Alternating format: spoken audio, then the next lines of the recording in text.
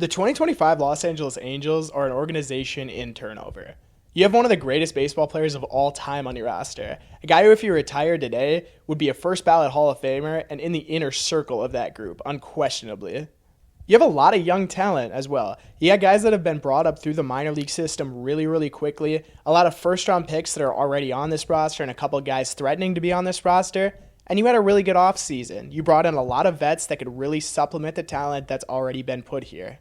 Finally, you have an owner who has his criticisms, but an owner that has been willing to spend money on the baseball team. And that's something that not a lot of organizations and fans of that organization can say. With that being said, that hasn't necessarily shown up in the record column the last couple years. They haven't won 80 games in over 5 years. They haven't made the playoffs since 2014.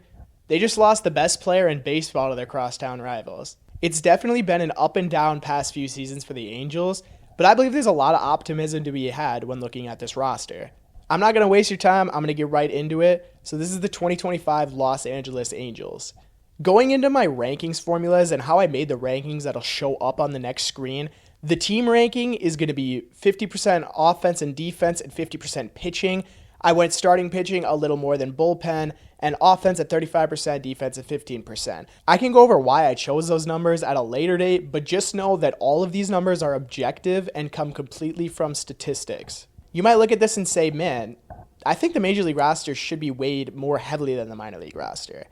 I do agree with that to an extent, but I just wanted to make this more of an organization health ranking than anything. How they're projected for 2025 and how they're projected for the future. With their major league stats, I just gave you the numbers that FanGraphs gives on their roster resource. I found all of their team ranks and I compared them to the rest of the league. With their farm system and minor league hitters and pitchers, I used their Baseball America grades. I added all of them up in the farm system and I compared them to league numbers, and I found where each team ranked. So I just want to say before I go into it, none of these rankings are subjective. They're all based off of numbers, and I'm going to do my best to be as objective as possible given the statistics that I show you guys throughout this entire video. All right, so these are the team ranks for the Angels last year. They ranked 29th overall in MLB roster, 28th with their MLB lineup. They had guys kind of take a step back. Obviously, a lot of guys who missed time last year, but that was definitely a problem. The rotation wasn't great. They do have a couple guys, specifically one guy that I do really like in the rotation. And then the bullpen, you could say that that was definitely the strength of their team last year. They do have some pretty solid dudes in the bullpen. I do really like a couple of them. The defense, again, was a step back last year, just not very good out there, and that's kind of a big part of the team. That's something you'll see as we keep going through this. Where they do take a step back as an organization and why they're number 30th in these rankings is because of the farm system, right? They do have a lot of guys. I'll give it to the Angels. They bring their guys up really quickly. There's some guys already on the major league roster that would be top prospects in other organizations because they're scared to bring them up too fast. The Angels are not a team that subscribes to that. Their MLB pitchers are somewhat of a strength. Actually, their high A, double A pitchers I do really like. Their MLB hitters are all really young for the most part. There's a couple dudes that have been solid at double and triple A, but most of those guys aren't in their prospect rankings. So let's get to the overview of the Angels. So last year, 63-99, 5th in the AL West, 14th in the American League. Not a great season. Not what you want when you have Mike Trout on this roster. They do spend money. Like I said, $176 million last year. That put them 14th in baseball. This year, they're kind of one of those in-between teams with FanGraphs, but they are projected to take a step up. I think if you win 76 games for the Angels this year, you feel pretty good about where you're at. They have guys. They brought guys in through free agency. I think they should be better. Projected 4th in the AL West and 13th in the American League. Their payroll went up this year, $198 million. They'll be around the top 10 by the end of the season, depending on if they trade any of their guys at the deadline. They have an 8.9% chance to make the playoffs. That's going to be a lot higher than a couple of teams that we'll see through here. I think there's a lot of variance with this team. Obviously, the injuries and some of the performances, we'll see. We'll see with the Angels. Top 100 draft capital, this is something I do like to look at for the organization. They won the lottery a little bit last year. So they didn't get the number 1 pick, but they got the number 2 pick. They have number 47 and number 80, and they also have 104 and 109 in this draft. So they'll have a lot to look forward to when it gets to draft time. The top contracts on this roster, we know about Mike Trout. He has his contract. He deserved his contract, and he will be getting paid for the rest of his contract. Anthony Rendon, I won't be talking about later because he's currently on the injured list again. Not a lot to say on Rendon. He was great for Washington. He was okay when he's been playing. Hasn't been great. Hasn't been that player that he was with Washington. He's getting paid $35 million. It is what it is. And then Yusei Kikuchi's making $21 million this year. He's their big free agent they brought in this offseason. They haven't made the playoffs since 2014. That's something that they definitely want to get to. And their park factor, which is anything over 100 is going to be a hitter's park. Anything under 100 is going to be a pitcher's park. They're at 100. Their manager is Ron Washington. This will be his second season. 63-99 last year, obviously. 727 and 710 career record. So he's had success at the major league level. He's been to a couple World Series. 506 winning percentage in his career. Their general manager, Perry Minasian, this is his fifth season here, has not been great. 277, 388 with the Angels, 416 winning percentage, 0 playoff appearances with Mike Trout, and Shohei Ohtani for most of it. I'll just move on from that. Let's move on to organization success. So last year, AAA, not good. AA, not good. High A, not good. Single A, not good. I will say they do have a good incoming AA roster, kind of depending on how it shakes out. If you're into looking at minor league records and stats in the minors, I would pay attention to the AA record this year. Outside of that, some of their guys coming through the complex are all right, maybe to look forward to at A and High A this year. With all that being said about the organization, I think the Angels did have a very good plan going into this offseason. They brought in a lot of veteran guys. I also want to mention before I go into anything, only positive WAR players are going to be on here. So the Angels did lose a couple of guys that were negative WAR last year. I'm not going to mention them. I'll just go through guys that helped last year. But like I said, they brought in a lot of veterans to help supplement this young talent. Yusei Kikuchi was phenomenal in Houston last year. He got 3 years, $63 million. He was a guy they went after right away. Travis d'Arnaud, a backup kind of platoon catcher and a guy that could play DH. Won't probably be starting on opening day, depending on if DH is open or not. But he will definitely contribute a lot this year. Jorge Soler is a really fun one. They acquired him from Atlanta this offseason. The WAR isn't projected to be super high. He's most likely going to be your DH for a majority of the season, depending on how long he stays out there. He's a high power bat. He's a guy that can be really good offensively. Every once in a while, he has kind of had inconsistencies in his years, but I think this is a good pickup for the Angels. Yoan Moncada, they brought in really recently, along with Kenley, Jansen, 2 vets that should be very good for this team. Moncada is going to start at third base. Jansen is going to be your closer most likely right away. Kyle Hendricks and Kevin Newman are kind of depth pieces. Kevin Newman's a good defender. Kyle Hendricks can give you a lot of innings. And it's really going to be nice just to have those veterans on the roster. In terms of offseason subtractions, Patrick Sandoval, they actually non-tendered. That means they didn't offer him a contract when they could have, and he was under club control. He went to Boston. He's going to be hurt for a majority of this year. He had 1.2 WAR last year. Kind of up and down, but he had been very good for the Angels in the past. Kevin Pillar had a decent season last year. He's still in free agency. Hunter Strickland still in free agency. Griffin Canning, he was kind of a guy they were hoping on a little bit going into last year. He ended up getting traded for Jorge Soler. The Braves moved off of him. He ended up with the Mets. 0.2 WAR in 2024. I'll quickly go over a couple minor league deals. Tim Anderson and J.D. Davis, you'll probably know those names if you know baseball. They will probably, one of the two will probably make the Major League roster right away just to give them some depth as righty hitters. J.D. Davis hits lefties pretty well. Tim Anderson's baseball savant page is more blue than the Cameron Indoor student section. I'm going to move on from that. Sebastian Rivero, Sanchez, and Kieboom will probably give you some depth at the AAA level more than anything. I do want to take a little bit of a look at these relievers that they brought in. Dakota Hudson, Connor Brogdon, and Victor Gonzalez have all been contributing relievers at the Major League level. They're guys that I think could definitely help out the Major League roster this year. So I think those are definitely pretty solid minor league pickups for the Angels. Getting into the season storylines, I think the biggest thing is always going to be Mike Trout as long as he's on this roster. 319 games for Trout since 2019, 14.5 WAR in those games. He's been incredible when he's been out there. He just hasn't been out there. You can do the math on the 162 for that. He's been one of the best players in baseball when he's been on the field. He's moving to right field this year. Hopefully that helps him stay on the field longer. That could be really big for him. We'll see how it goes going into the season, but hopefully he can stay healthy. The veteran acquisitions, that's Yusei Kikuchi on the screen right there. 3.5 WAR last year, right? He was very, very solid, and they gave him money for that. Travis d'Arnaud, 1.8 WAR last year. Jorge Soler, 1.1. These vets are expected to be a big part of the team in 2025. And then finally, I went with franchise direction for a season storyline. They have guys on their roster, kind of like Taylor Ward pictured there, Kenley, Jansen, and a few others that could help out other rosters or could help out the Angels depending on how it goes in 2025. Will they go full rebuild this year, or will they try to compete all year again, kind of like in 2023 when they traded for guys at the deadline? So this is the projected lineup and bench. All of these guys and the order and everything is going to be straight from FanGraphs roster resource. I'll go over a couple numbers really quick. wOBA is weighted on base average. Consider it as on base percentage, but everything is weighed differently. So a homer is weighed more than a triple, weighed more than a double, etc. Weighted runs created plus, every plus stat is going to be averaged at 100. Anything above it is that much of a percent better. Anything below it is that much of a percent worse. Just think of weighted runs created plus as an overall number to help figure out how good they are offensively. So you see on the screen, Mike Trout projected 139 weighted runs created plus. That means he's 39% better than a league average hitter.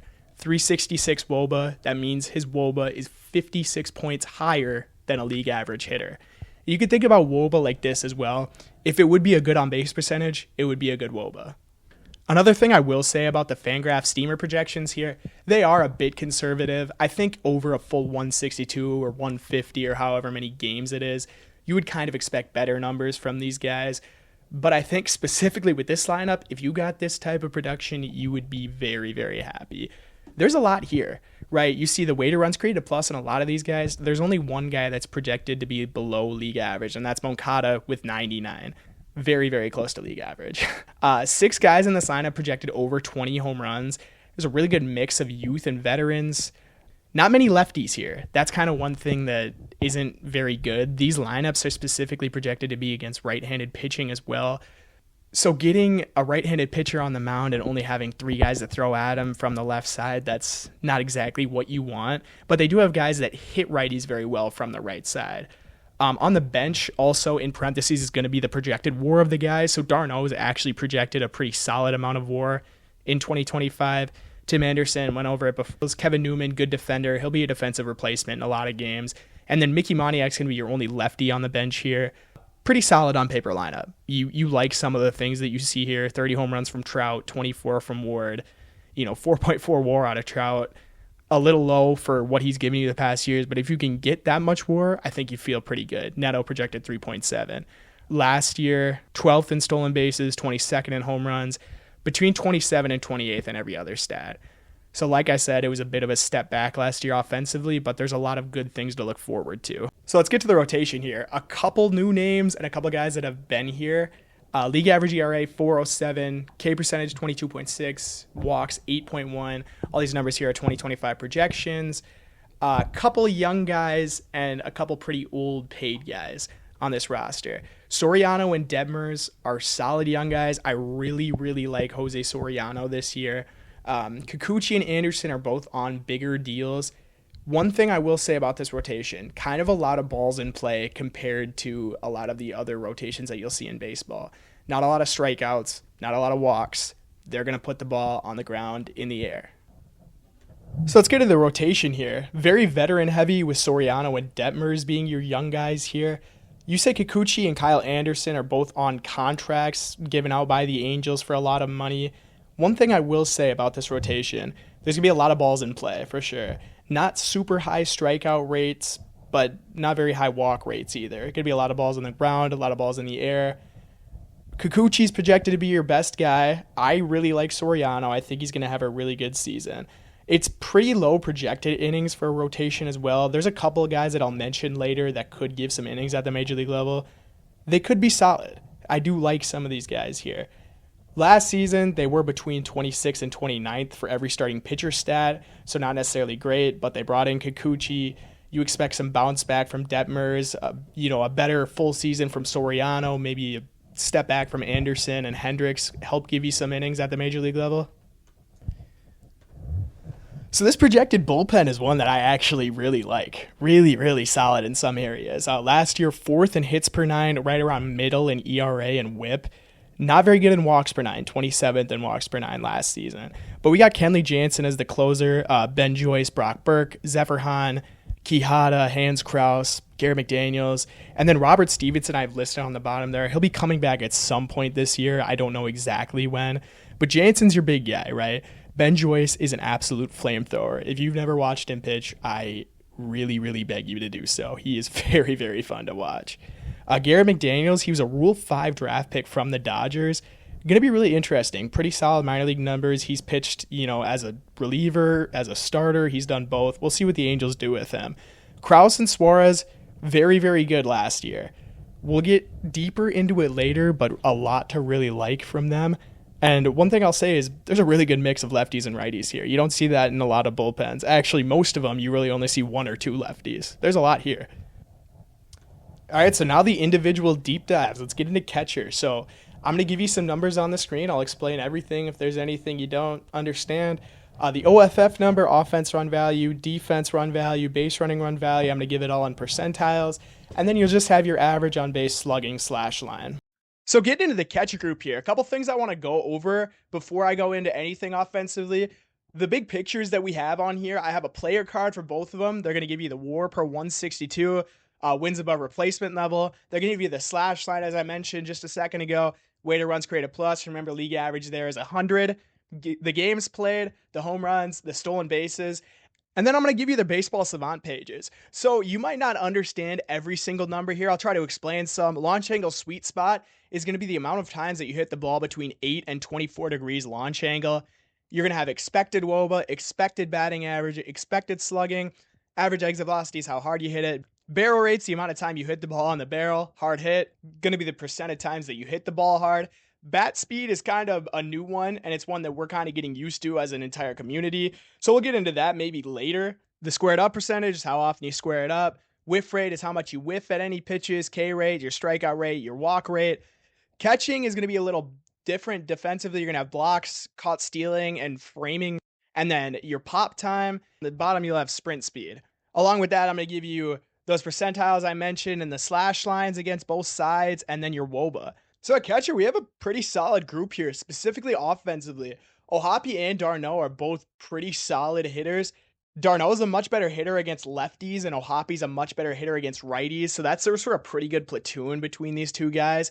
O'Hoppe was traded for Brandon Marsh at the 2023 deadline. He came up as a prospect with the Phillies. He took a pretty big step forward defensively. His K rate went up, and his walk rate went down, which is a bit concerning for him offensively. That's something that you kind of want to monitor going forward for him.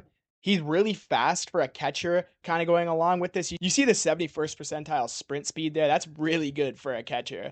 A couple other things I'll mention. First half, 800 OPS last year. Second half, 578 OPS last year. Was that his youth showing up? Was that his legs getting tired over a full season? He played 136 games. We'll see what it is over a full 162 as long as he's able to get out there.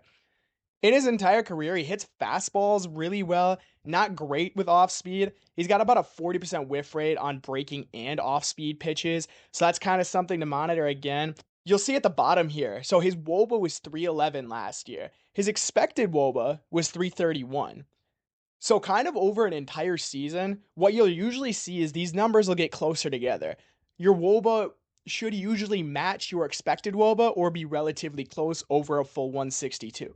That necessarily didn't happen with O'Hoppe last year. He never really got that catch up. And you can see that his batting average and slugging numbers are also pretty different. So I think I'm kind of interested to see what happens over a full 162 for him. I would like to see that K rate go down a bit, see if he can get that walk rate up. But overall, a pretty solid catcher. And he got a lot better defensively if he can make more strides next year. Really solid player at the major league level. Let's get to d'Arnaud here. So he's going to be the better defensive catcher out of the two. Big thing for him, he pulls the ball a lot, and he's really good at it when he does it. You see he's about 37th percentile in offense, defense, 54th. So a bit above average in base running. He's about 38th. So honestly, kind of solid for a catcher again. These numbers will add up over an entire season, so you can kind of get better, but you can get worse at them the more you play. He only played 99 games last year, so he didn't give you a full sample. We see his wOBA here at 319, his xwOBA at 322, so pretty similar there. As I said earlier, much better against lefties. He's going to be your guy that's going to be in the lineup every single day against lefties. Last year was pretty similar to Ohapi. 773 OPS pre-All-Star, 685 post-All-Star, so it wasn't as big of a drop-off, but he definitely was much better in the first half. Another thing that I found kind of interesting on his page, July 13th to September 5th, his expected wOBA was sitting in the 350s, so he had a really good stretch from July to September where he just didn't really get rewarded. He had 3.9 WAR in 2022, so he was very, very good as a catcher.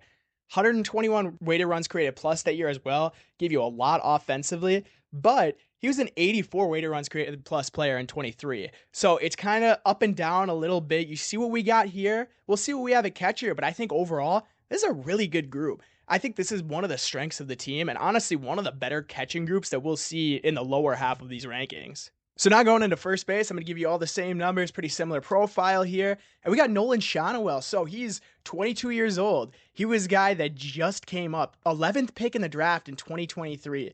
And he's a really, really interesting profile. He's got a slow contact bat, but he walks a lot. He's really similar the way he hits lefties and righties. I mean, you can see the page. He doesn't whiff a lot. He doesn't strike out a lot, never chases, squares the ball up a lot. Just a really interesting profile. It's something you usually don't see at first base. When you think of a profile like this, you usually think second base or maybe even a shortstop that's good defensively, but he gives you this profile as a first baseman. wOBA last year, 315, the expected wOBA 321, so pretty similar. I think really the biggest thing with him, though, is he just doesn't barrel the ball. He doesn't hit the ball hard. As a first baseman, it's interesting. You see 13 home runs last year, just above average as a first baseman, and not giving you much defensively or running. Just a player, if you get what you got from him last year, it's not going to be a super valuable player over 162, but he definitely has his positives. I'm going to whisper this, so if Ron Washington's listening, this is your leadoff hitter. He should be your leadoff hitter for the next 6 years while you have him on contract. 363 on base percentage when leading off. This is the guy who you want in front of Mike Trout. I understand Taylor Ward's a good player. I personally think you should go Schanuel, Trout, Ward, and not even think about it. A couple other stats on him before I move on. 755 OPS post All-Star, so he was much better in the second half than the first half.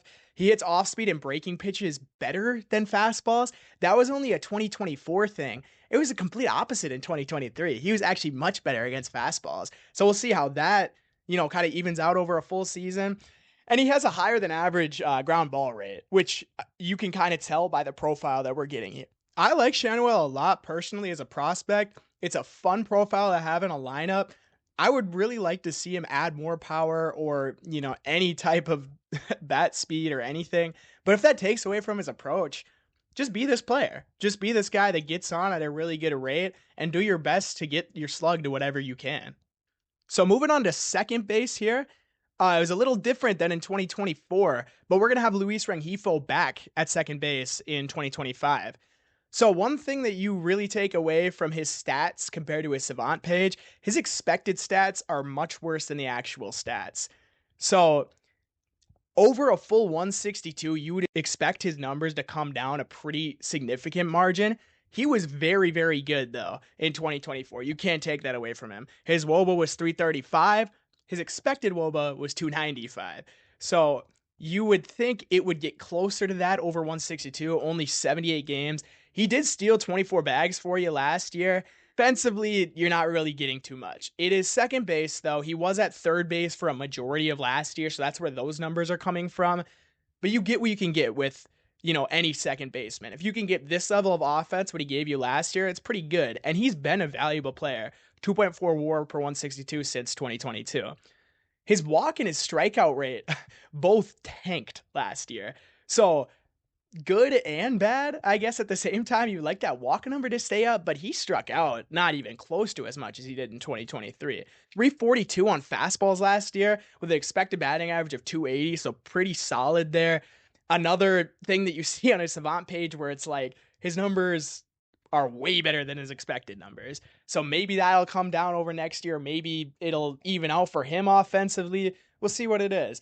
But he is a line drive hitter. Line drive's 5% more than average. So that's definitely a solid for him. He's always been better as a right-handed hitter. He's a switch hitter here.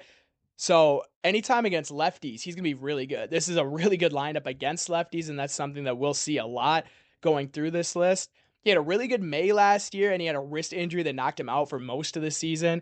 But his last 3 seasons are pretty consistent in terms of WAR, 1.7, 1.7, and 1.4 WAR. As I mentioned, he played mostly third base in 2024, but some third base.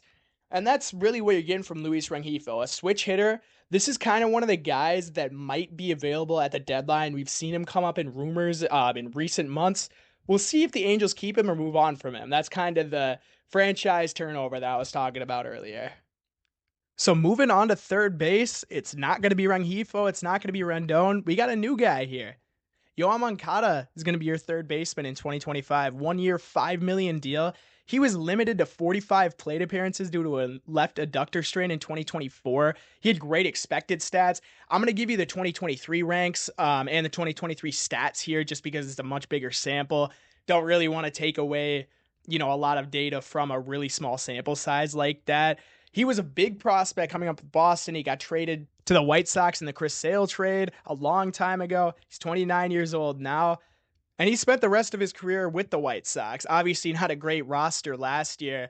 2023, a lot of blue on that Savant page. The launch angle sweet spot was really good, so he's hitting the ball where he should be.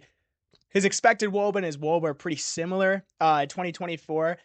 Historically, Yoan Moncada is better as a left-handed hitter. In the last 2 seasons, he's actually been better as a right-handed hitter. So you don't necessarily know what you're going to get over a full season. I'm pretty excited to see Moncada actually get kind of another full shot at the major league level. 3.7 WAR in 144 games in 2021. Yes, that was 4 years ago, but that kind of shows you the player that he can be. Going along with that, in 104 games in 2022, he had 0.8 WAR. So he can be really good, can be all right. We'll see how it goes for the Angels this season. Another thing kind of to take away from him, all of his power comes from the left side. There was a season I was looking at it. I don't have the season on me right now, but he had 25 home runs. 21 of them came from the left side. Obviously, you see more right-handed pitchers over a major league season, but it's to a rate where you can tell that left side is much, much more powerful. He's more of a contact bat from the right side and a power bat from the left side. Yeah, so just to close it off, 264 expected batting average last year in his 45 plate appearances, 11.1 walk rate. Again, small sample, but pretty good there. He's a guy that I'm excited, to see get a full season. I hope he does really well with the Angels. I hope he stays on here. If not, he could be a trade piece. He could be someone the Angels move off from and bring up one of their guys from AAA or AA. But we'll see how it goes for him. It's kind of a transition season for him. So let's move on to shortstop, and this is really the budding star for the Angels. So Zach Neto, he was the 13th pick in the draft in 2022. Another one of these guys that they brought up really, really quickly. Really a budding superstar for the Angels. 14% better than average offensively. 3.1 WAR per 162 since he's gotten called up. 23 bombs, 30 stolen bases last year. Played almost a full year. His WOBA was a little better than his expected numbers. As you can see on the screen, the expected numbers don't necessarily love him. He does some things about league average, some things a little worse. You would like to see the walk rate go up, the K rate kind of go down. You take what you can get with him because he had a really good season. I think historically you would expect a player with these baseball savant stats kind of to go down a little bit offensively, but he's really young. He's just getting used to the majors. He's had 2 seasons up. He's definitely a stat compiler, and I think that's a good thing for a guy like him. Being able to get 23 home runs and 30 stolen bases from the shortstop position with decent defense, good sprint speed, you feel really good about that. 86th percentile in base running last year. That's something that you really like. One thing I want to mention with him, I'm not going to read them off in this video because it might take me 10 years to do it. If you're interested, go look up Zach Neto's Campbell stats in college. Just outrageous. He was so good in college. The Angels saw him as a guy who was ready for the majors, and they brought him up about as quickly as possible. Just outrageous college stats.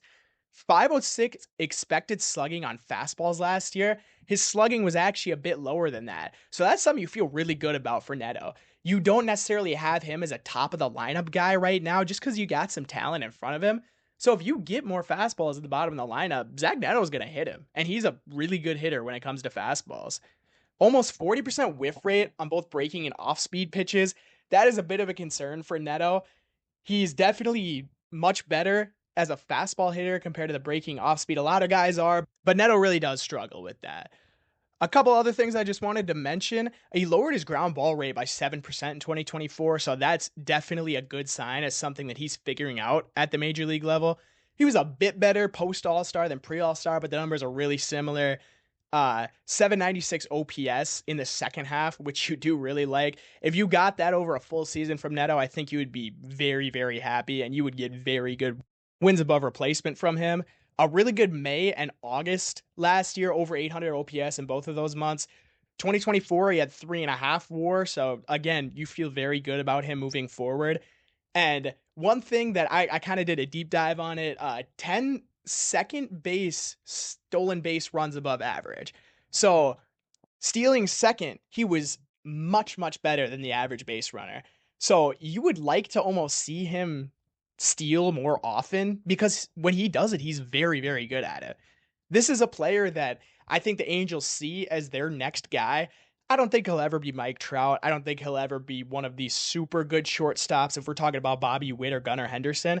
But I think he's right below that in terms of these young guys coming up. I think he's closer to guys like Elly De La Cruz than we kind of want to say.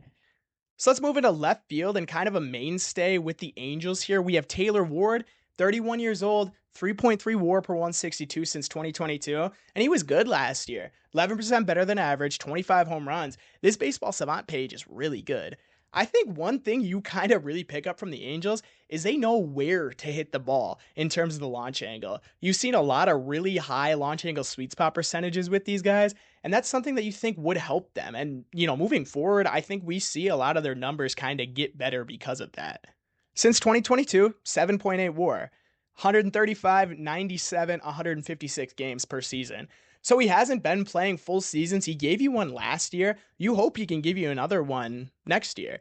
Last season, his strikeout rate went up 5%, but it was a full season, as I mentioned earlier. So you kind of expect those numbers to go up a little bit over a full season. Against off-speed last year, really cool. 349 expected wOBA. So that is an expected wOBA that would put him 39% above league average on off-speed pitches. So don't throw off-speed to Taylor Ward. 4% higher than average fly balls, which is kind of cool. Again, he knows where to hit the ball. Post All-Star last year, 799 OPS. One thing I noticed when I was looking at the lineup, 900 OPS when hitting fourth. Hit him fourth. It's there. The formula is there for this Angels lineup to be successful. He's historically a better hitter against lefties. And one thing you kind of mentioned, 4 outs on the base pass he created by himself last year. So he's not a very good base runner. Sprint speed is not terrible. He's definitely more of a below average base runner than a slower guy, I think. Finally, the last thing I want to say before I move on, I think his wOBA is going to go up. I think he's going to have better numbers next year. You see the numbers on the screen.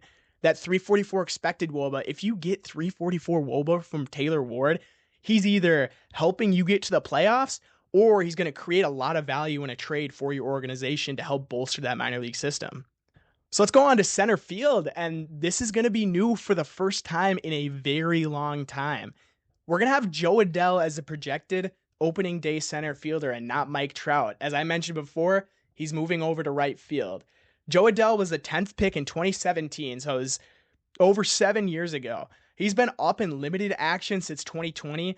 He's never been an above average hitter in the majors, but he's been above 120 weighted runs created plus in AAA over his career. So is he a quad A guy? Is he a guy that just needs a little bit to break out? I guess we'll see this year. Last year, 20 home runs, 15 stolen bases over 130 games. He gave you some counting numbers. And again, his wOBA was lower than his expected wOBA. We see that with a lot of guys in this lineup. Their expected numbers were better than the numbers that they put out there.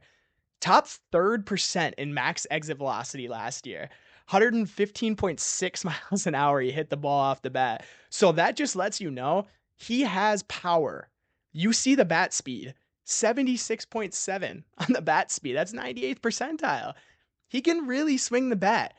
He can run, 86th percentile sprint speed. He's like the player that you make in Road to the Show. This is a very interesting profile, and he's a guy that I hope really takes a step forward this year. So let's go over a couple of the bad things with him. He whiffs on over 30% of fastballs that he's seen. That's not good. I don't have the league average on that, but I know that it's much higher than league average. His expected numbers on the off speed are much better than the actual numbers. So that's another thing that you think will kind of even out over a full 162 if he gets that run. So that might be good than him.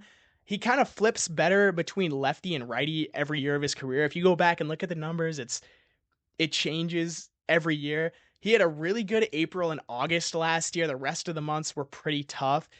He was much better post All-Star break. 733 OPS post All-Star break. That's more of the numbers that you want to see from Jo Adell.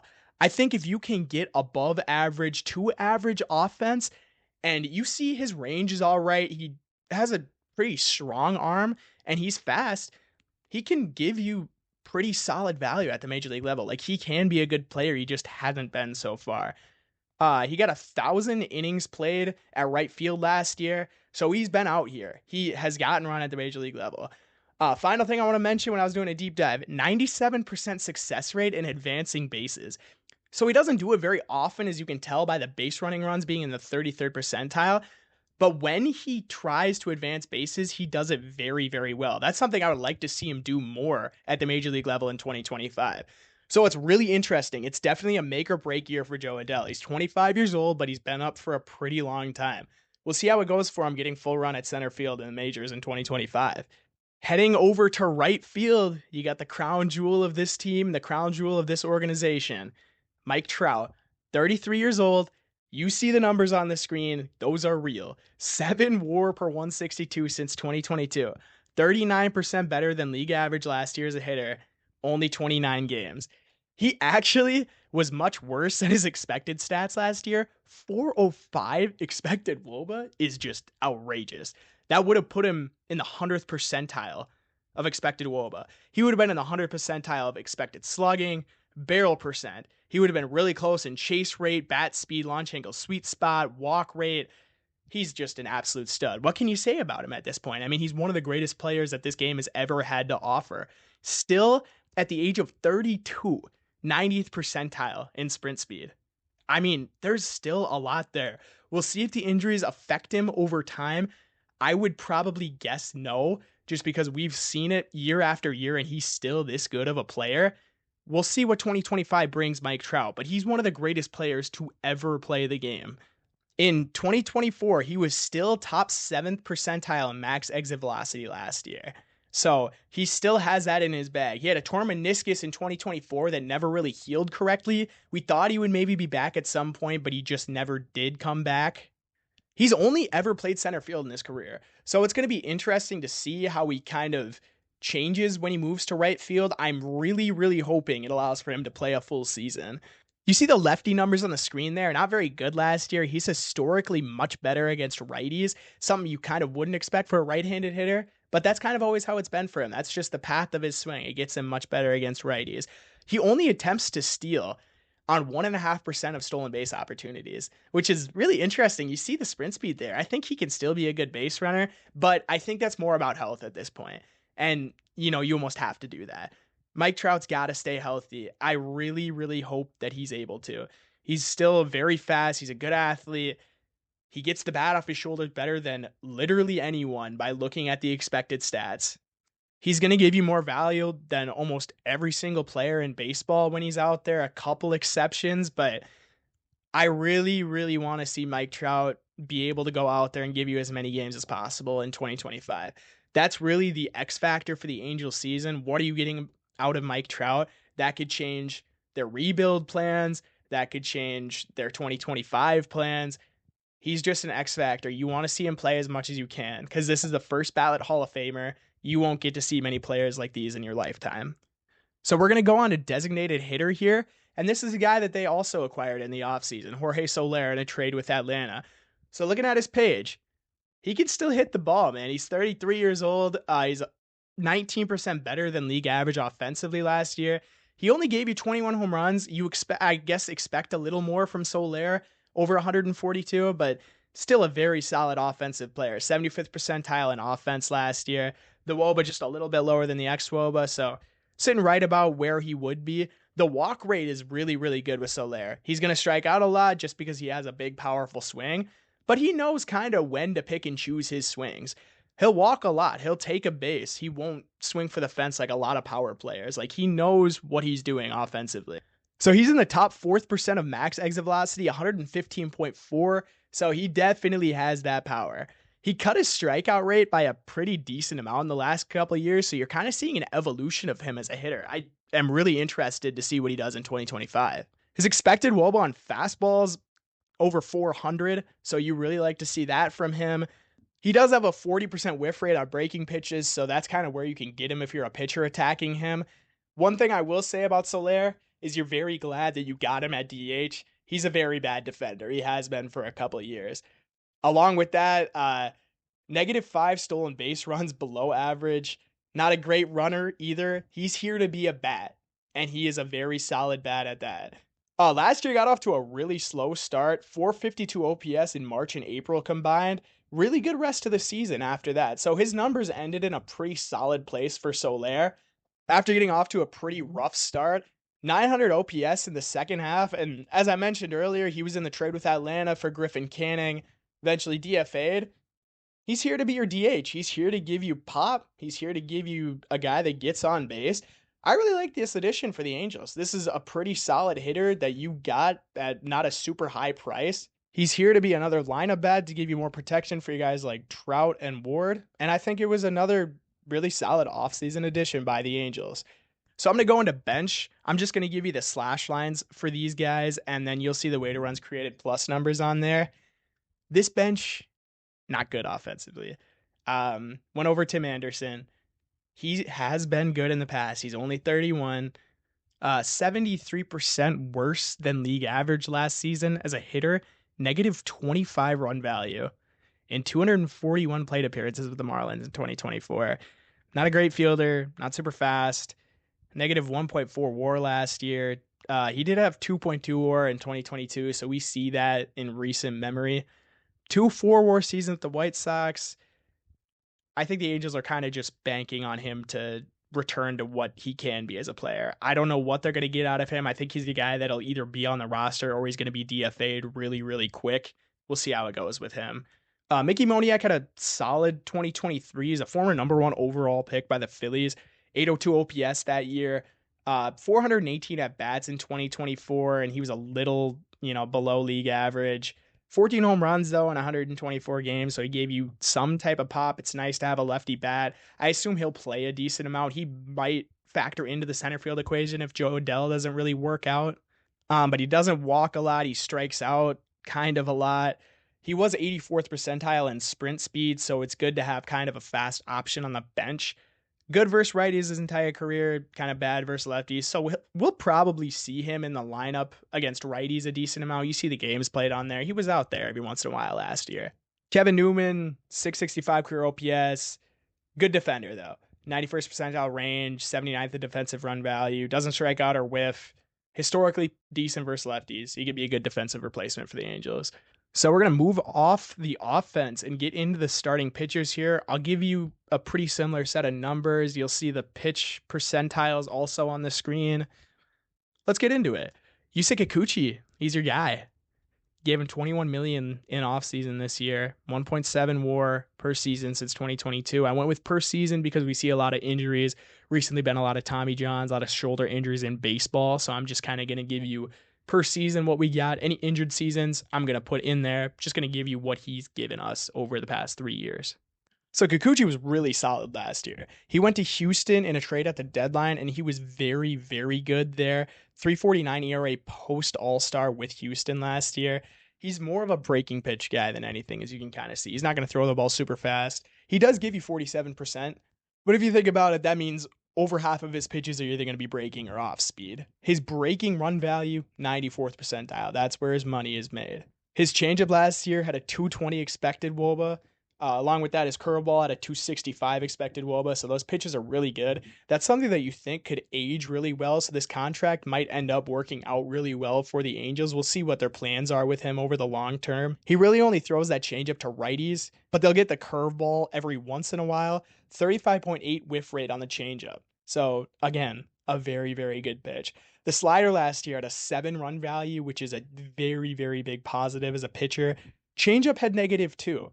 So it's interesting because the changeup had good expected numbers, but didn't really get the numbers that you would expect to see. Used to be a cutter guy. He had a cutter. He threw it a decent amount, but he's added a curveball over the last 2 years, and that's, been added to his arsenal and kind of been one of his better pitches. So this is the guy that you brought in this offseason. You had your eye on him. I'm really excited to see how he does as an Angel. All right, I'm going to take a quick breath before I go into this one because this is going to get me fired up. Jose Soriano, one of my favorite pitchers in all of baseball. 97th percentile ground ball rate, 97th percentile fastball velocity. He is an absolute dog, and he is so fun to watch pitch. I would suggest to anybody who's not an Angels fan, watch a Jose Soriano start because you will fall in love with it. His sinker usage went way up in 2024, and it was great. 265 wOBA last year. His four-seam fastball at a 453 wOBA, so you'd almost like to see him drop that pitch and just go straight sinker. All the other pitches were really good. He's going to give the splitter to lefties, the slider to righties. That's kind of the way that he's going to mix his pitches in. 40% whiff rate on the knuckle curve and the slider. I think my favorite stat about him, he averages a negative launch angle on his sinker every time it gets hit. So every time that sinker gets hit, you expect it to get hit into the ground. The one thing that I would say that stands out for him, he's got to use the slider more against righties. It's such a good pitch against righties. If he taps into that this year, he could make a huge jump as a pitcher. His ground ball rate was 16% higher than average. Last year, post All-Star break, he had a 2.45 ERA. He got shut down a little bit early, but this is just one of the most fun, young pitchers to watch in baseball. I don't know if this is glazing or not because I just enjoy watching him so much, but he's one of the guys that I think could absolutely break out. I wouldn't necessarily say he's going to be in Cy Young talks because his K stuff isn't great. He's just a really good ground ball pitcher. I think he could have a really, really solid 2025. So let's get into Tyler Anderson here. He got brought in a couple years ago. First thing that kind of sticks out for him, 3.81 ERA, 4.66 FIP. So FIP we kind of see as a predictor of ERA. So kind of like the expected ERA number, you would expect that ERA number probably to go up if he's giving you what he gave us last year. But with that being said, he was pretty solid. He was the best off-speed pitcher in baseball in 2024. Along with that, he had the worst fastball in baseball. So it's a really interesting mix of pitches. They don't necessarily play off of each other, but they're both really good and really bad in unity, I would say. He's going to give the slider and sinker only to righties. But he likes to throw that changeup 37% of the time and a 271 expected wOBA. It's a really good pitch. 40% whiff rate on that changeup. I mean, when he's out there throwing that changeup, especially to lefties, I mean, he's very, very good at it. Lefties hit his fastball much, much better than righties last year. And he was another one of these splits guys. 297 ERA in the first half and a 543 in the second half. One thing really, really interesting about him. 4.81 ERA at Angel Stadium, 277 away from Angel Stadium. What's going on at home? I don't necessarily understand that. Angel Stadium isn't really any type of a park. It's right in the middle in park factor. So I think looking at the numbers, we might see a bit of a step back from Tyler Anderson. I would like to see his fastball get better, almost cut it and figure out something else. But I think he can still be a solid pitcher. He's a guy that can go out there and give you innings. So let's go to Kyle Hendricks now. He's another guy that brought in, one of the vets. ERA was not great. His FIP was obviously much lower than that. His expected ERA was much lower than that. So he's not as bad of a pitcher as he put out there in terms of results last year. His breaking pitches are always going to be good. He does good at limiting hard contact. That's his thing. 2023, his off speed was 98th percentile. So we're going to hope that the Angels can kind of tap into that again. He's really good at limiting hard contact and getting balls on the ground, and that's what you want from Kyle Hendricks. He'll go out there and he'll give you innings until his arm falls off, but not get a lot of strikeouts, not going to walk a ton of guys. 2023, 374 ERA alongside that, so he was actually a very solid pitcher just 2 years ago. The sinker and fastball were around 400 wOBA against last year, so not great pitches, but the changeup and curveball were really, really good. Throws the four seam only to lefties. Another one of these splits guys. 678 ERA pre All Star last year and a 492 post All Star. So while it was a very big drop off, he still wasn't great after the All Star break last year. In September, though, 289 ERA. You're hoping you get more of that from the Angels. It's not a very lengthy deal. It's not a lot of money. Just kind of a bounce back candidate and a guy that can maybe just give you innings out there. And we'll go into Reid Detmers here, and he's another kind of one of these X factors on the roster. He was pretty solid in 2023, took a major step back in 2024. You see on the screen there, the ERA and the FIP are very different. Another guy that you think the ERA is going to come down, but the results that he gave you last year were just not very good. He was actually so bad last year that he was sent down to AAA and pitched a majority of his time down there. But along with that, he still wasn't really good in AAA. He had a 5.54 ERA. It is a very run-heavy environment where he's pitching, so that is a little swayed. We'll see what we get out of him. One thing I want to say about Detmers is these numbers will regress to the mean if you give him more time. A 4.14 ERA pitcher with this rotation is very, very valuable. He has been a good player in his career. 2023 and 2022, 2.5 and 2.4 WAR. I think he can take a step forward. I'm not necessarily going to say that I think he can be the pitcher I thought he was going to be a couple years ago, but I think he can kind of regress to that mean and be an okay fifth starter. As I mentioned, the wOBA allowed last year was 370. The expected wOBA was 314. I think he is going to regress to the mean. 2024, he cut his sweeper, which I actually think was a good idea. It wasn't a great pitch for him. One thing I wanted to mention before I move on, his breaking run value was 89th percentile in 2023. You can see it on the screen here, first percentile in 2024. It was really just not a great year from Reid Detmers, and you're really hoping for a bounce back in 2025. Before I go to the bullpen, I'll mention just Chase Silseth and Caden Dana as guys that could potentially come up. Sam Aldegheri also. These guys could contribute to the rotation. They're not projected in the rotation as we speak. I do think there's a shot that one of those guys makes the rotation out of spring training. We'll kind of see how it goes, and that's something to monitor as you move forward with this Angels team. So we're going to move on into the high leverage relievers as listed by FanGraphs.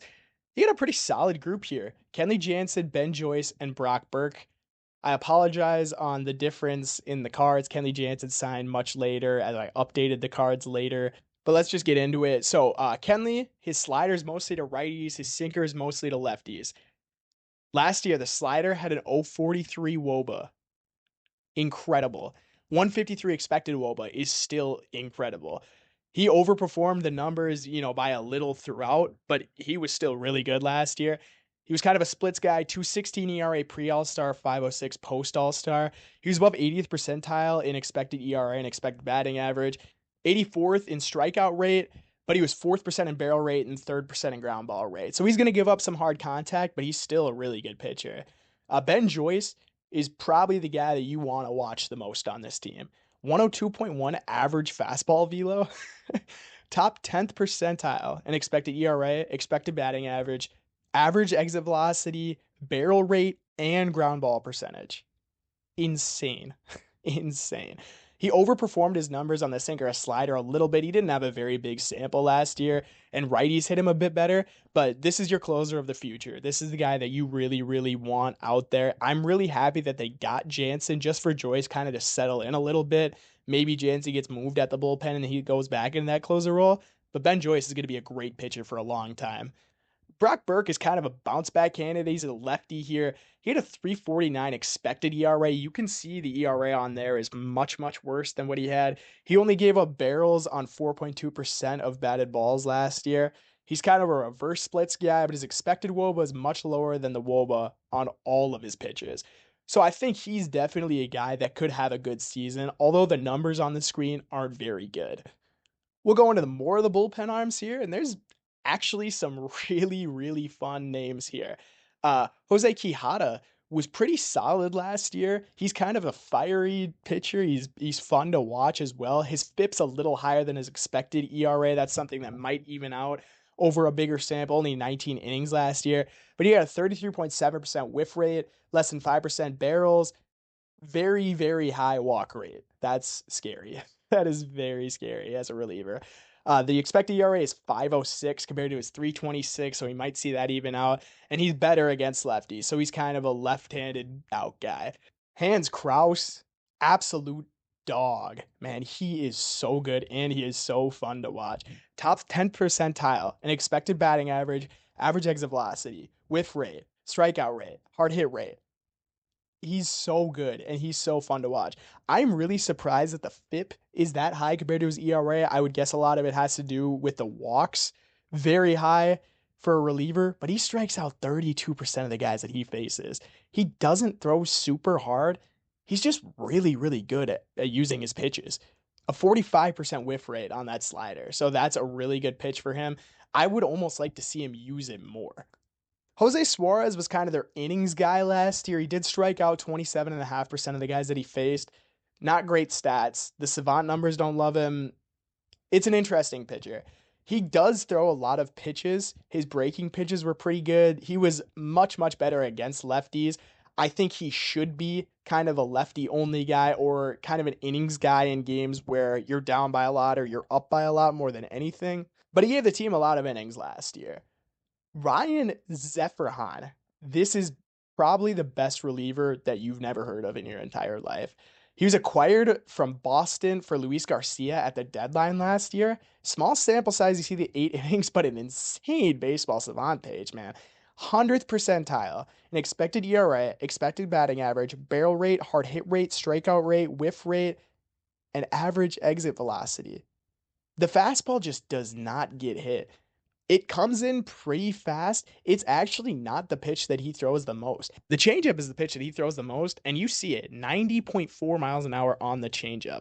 The fastball is more of a secondary pitch than anything, but it is really, really good. I think he's going to have a really solid season this year.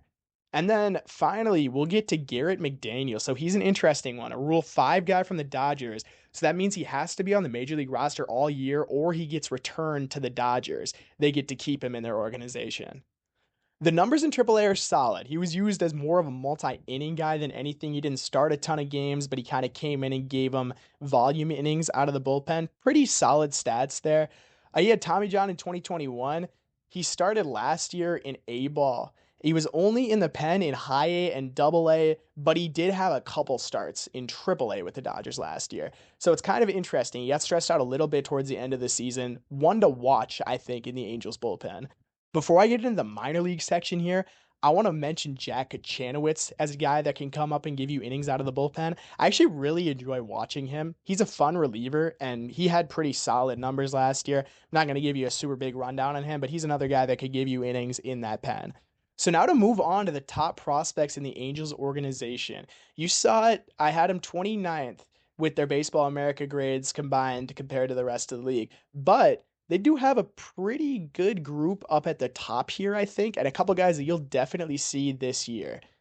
So Caden Dana, we're going to have at the front here is a 55 Baseball America grade. He pitched in only Double A and the majors last year, and he was really, really good. I have his minor league numbers listed there. 2.52 ERA and 147 strikeouts in 135.2 innings. He has a really good slider. He has a decent fastball, decent curveball, and he throws a changeup as well to keep hitters off balance. He's a pretty solid pitcher. He was an 11th round pick in 2022. He made it up last year in 2024. Not a great sample, pretty small at the major league level, but the Baseball Savant numbers didn't necessarily love him.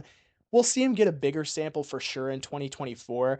The fastball was at 94, slider at 85, changeup at 85, curveball at 75, and the cutter he actually threw at the major league level was at 86. He's never played at AAA before. I assume he will start the season there unless he makes the major league roster out of camp. If you watched any college baseball over the last year, I'm sure you know the name Christian Moore. He was an absolute dog at Tennessee, man.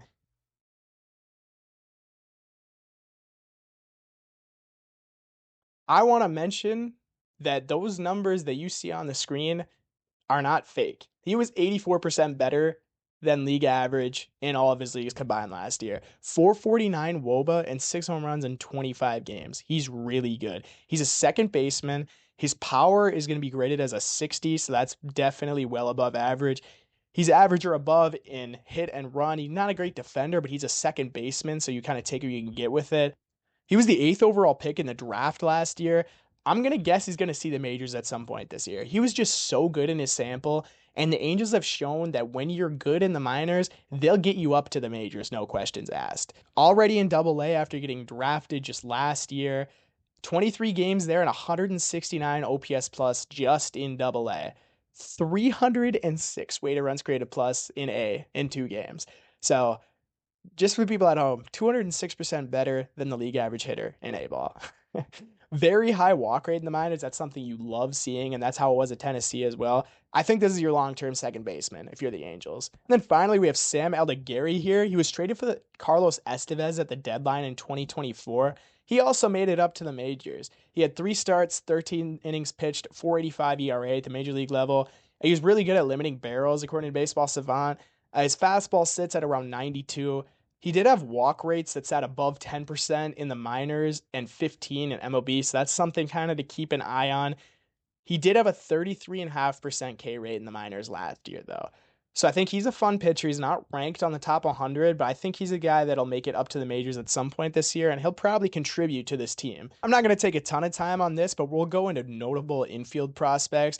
Joshua Lugo, last year 404 wOBA, 122 weighted runs created plus in the Dominican Summer League at 17 years old, 370 on base, 466 slug. He was born January 24th, 2007. So I hope that makes you feel as old as it made me feel. Denzer Guzman, 85 weighted runs created plus last year, so not great offensively. He struck out 27% of the time, but he did walk 9.4% of the time. So there's a profile there that we kind of see developing over time. Flores had an 87 weighted runs created plus last year, so similar to Guzman, but he's a glove first catcher. He's a really solid catcher. He's a guy that's kind of going to move up these ranks, I think, pretty quickly. 105 weighted runs created plus in A-ball and 69 in high A, so he was kind of having some growing pains moving along. Still very young. He did only walk 5.7% of the time last year, so not great. We'll see what we get from him over the future. Placencia, really, really good last year, actually. 160 weighted runs created plus all through the season last year. 147 in A-ball and an 82 in high A.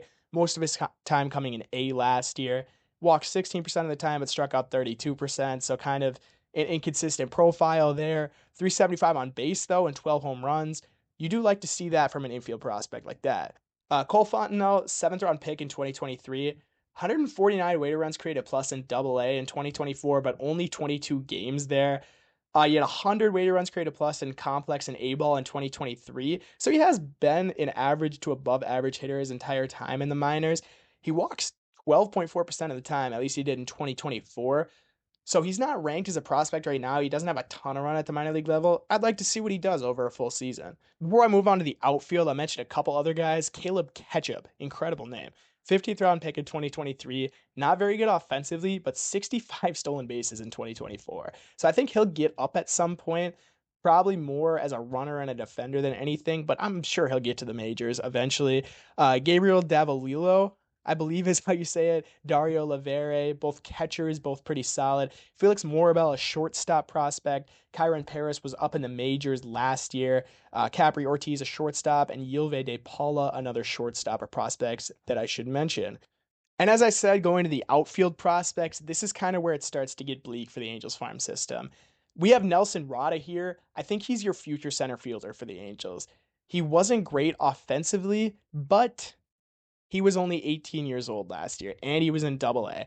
So that's definitely something to move forward with. You feel good about him getting that exposure at such a young age. He had 113 weighted runs created plus in A-ball at 17 years old. So you do really feel good about him as a prospect, even though he wasn't great last year. He walked 11.4% of the time in Double-A last year. So that's definitely something good to pull away from it. And a couple other guys here that aren't necessarily super highly ranked prospects, but were really good last year. Randy DeJesus, 115 weighted runs created plus in A-ball at 19 years old. He did strike out 29.5% of the time, but he slugged 459 and had 12 homers in 100 games in 2024. So there's a profile there, at least. You feel good about the profile. He's a power guy. He's going to swing and miss, but he'll give you pop. And then we got Tucker Flint here. He's unranked. He's never been ranked. I haven't been able to find anything on him in terms of grades. He was a 13th round pick in 2022, but over 3 levels in 2024, he had 132 weighted runs created plus. Walked 14.2% of the time, 17 home runs in 2024. So kind of an interesting prospect, not ranked, not on any boards really, but I kind of like seeing the numbers. He did strike out 29% of the time. That's something that you see a lot with these Angels prospects is a lot of high K rates. Another player to mention here, Matthew Lugo. He's a third baseman and an outfielder. Just another player I would mention, and we'll get into the pitching prospects here. And this is where it ticks up a bit for the Angels in terms of prospects. Klassen acquired for Carlos Estevez at the deadline as well. Struck out 35.2% of batters he faced, but he did walk 12% in 2024. His FIP was at 2.88, so as a projection stat, I feel really good about him moving forward. Drafted in 6th round, 2023. He's very, very wild, but he's got fire. He is a very hard thrower. He's a fun player to watch. I've watched a couple of his starts. I really enjoy him. Good pitcher. Kent was an 8th rounder in 2023 out of high school. He had 113 innings pitched in 2024 at A-ball, 526 FIP. It wasn't great. 24.3% strikeout rate, 12% walk rate. It is good to see a pitcher, I think, get that level of innings at that age. Not great results, but you kind of just take what you can get from a player like that when you put him in A-ball. You would like to see him kind of get more of a sample and get better with results next year. Not a great start in 2024. I'll mention Sam Bachman. He was a 9th overall pick in 2021. He actually came up to the majors. He pitched in 2023, 17 innings. He had a 373 FIP and ended up going down with an injury. Last year, it just wasn't very good for him. 534 FIP in 2024 with a 19% K rate, 8% walk rate. It sounds like he's going to get stressed out as a starter in 2024, so there's potential for him to come out of the rotation at some point. Manachi, another guy not ranked very high, 6th round pick in 2023, a 317 FIP in AA and A-ball in 2024. 31.3% K rate, 10.1% walk rate. He's a relief prospect, but he was really solid. He had good numbers last year. I think he'll get up to the majors eventually. I'll go over Jansen. He was a Comp C pick, 2024, 74th overall. Dallas Baptist, 35.9% K rate, 3.3% walk rate, 1.82 FIP in those innings as well. So he hasn't gotten run yet in the minors. I'm excited. I think he could be a good prospect for the Angels.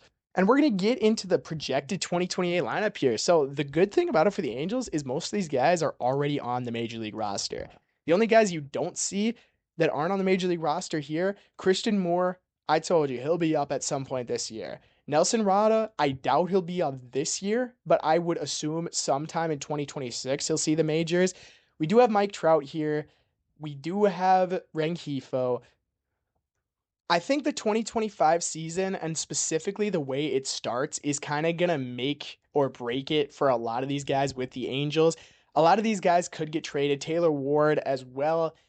We'll see how it goes. If I had to guess, this is not going to be their projected 2028 lineup. I think it's going to be a lot different. We'll probably see a lot of their drafted guys get up here quicker. We'll see some prospects that are brought back in trades. But this is kind of a look at what it could be like in 2028 if things go pretty similar. I also want to mention before I go on to the rotation and closer, this is from Baseball America. This is directly from their website. So this is all of their projections for 2028. And now let's move on to rotation and closer now. So number 1 starter, absolute dog, Jose Soriano. He'll be here. He'll be here for a while. Caden Dana should be up at some point this year. I mentioned Chase Silseth a couple times, didn't really go over anything with him. He was pretty solid a couple years ago at the Major League level, didn't have a great sample last year. I'll be interested to see what the Angels do with him. Sam Aldegheri and George Klassen could contribute at some point this year. I would assume Klassen probably not. Aldegheri I would expect to get some run. And then you got the flamethrower Ben Joyce back there as the closer. He's definitely your long-term guy. I think for the most part, this might be what the rotation looks like, or at least close to it. I think Soriano's going to stay. I assume Dano will probably work his way into the rotation and be up here for a while. He's still really young. Aldegheri and Klassen have been really good in the minors. They can make their way up. We'll see what the Angels do in terms of acquisitions and starters, but a couple of these guys I think will be in the rotation in 2028. So let's wrap it up here. We got the final wrap up slide. Short franchise summary I went with rebuilding and spending. I think they know they have Mike Trout on this roster. They have Anthony Rendon on this roster. So they're going to spend money. They're going to try to bring in talent in that way. But I think they're not opposed to rebuilding if things don't start well. And I think if Trout ends up potentially getting injured at some point, if Rendon doesn't come back, and if he does come back, he's not good, I think they could go towards a full rebuild. Some of the roster strengths here, the veteran lineup at the MLB level young talent are actually pretty solid.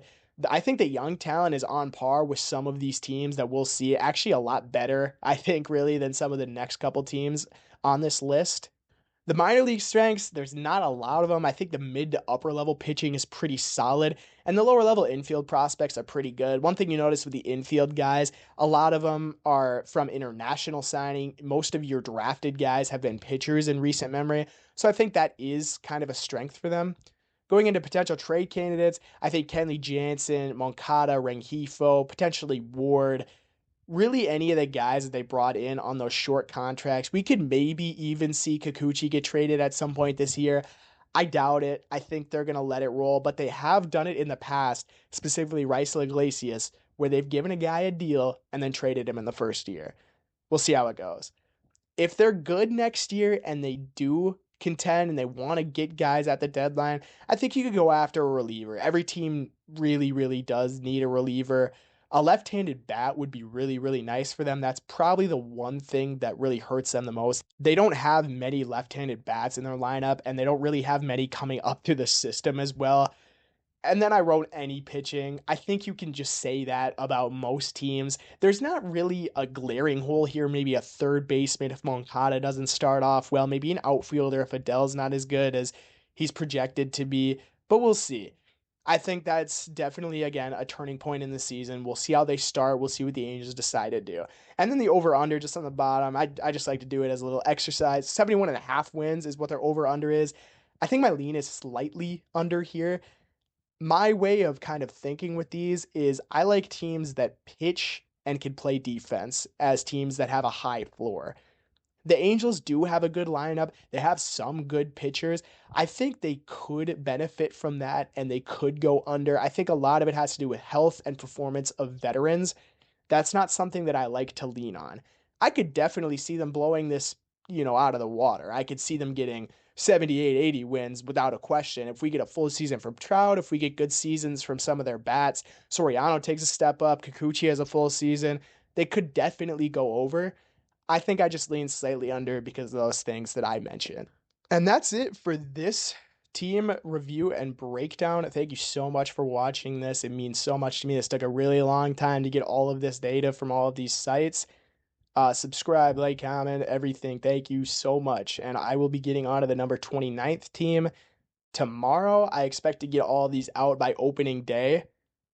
Again, thank you so much, and I'll see you tomorrow.